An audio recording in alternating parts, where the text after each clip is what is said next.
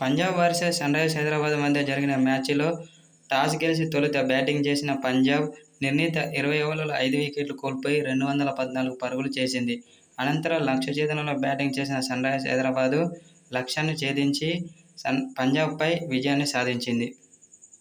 ఎస్ఆర్హెచ్‌కి batting చూసుకున్నట్లయితే Travis head ఏమీ పరుగులు చేయకుండా డకౌట్‌గా వెనుదిరిగాడు. ఆ తర్వాత అభిషేక్ శర్మ 66 పరుగులతో రాణించాడు. రాహుల్ త్రిపాఠి 33 పరుగులు చేయగా నితీష్ కుమార్ రెడ్డి 37 పరుగులతో చాలా అద్భుతమైన ఇన్నింగ్స్ ఆడారు. చివర్లో క్లాసెన్ 42 పరుగులు చేశాడు. అందులో 3 ఫోర్లు, 2 సిక్స్లు ఉన్నాయి. దీంతో సన్‌రైజర్స్ హైదరాబాద్ విజయం సాధించింది. ఎస్ఆర్హెచ్ ఆటగాళ్లపై కీలక వ్యాఖ్యలు చేశాడు రోహిత్ శర్మ. చాలా అద్భుతంగా ఆడుతూ జట్టు విజయంలో కీలక పాత్ర పోషిస్తున్నారని ఎస్ఆర్హెచ్ ఆటగాళ్లపై ప్రశంసల వర్షం కురిస్తున్నారు. ప్రారంభం నుంచి చాలా అద్భుతమైన ఫామ్లో కొనసాగుతూ చివరి వరకు అదే ఫామ్ను కంటిన్యూ చేస్తున్నారని వర్షం కురిపించాడు. వాళ్ళు ఇలానే ఆడితే మాత్రం ఈసారి ఐపీఎల్ ట్రోఫీని సన్‌రైజర్స్ హైదరాబాదే సొంతం చేసుకుంటుందని కొందరు మాజీ క్రికెటర్లు అంటున్నారు.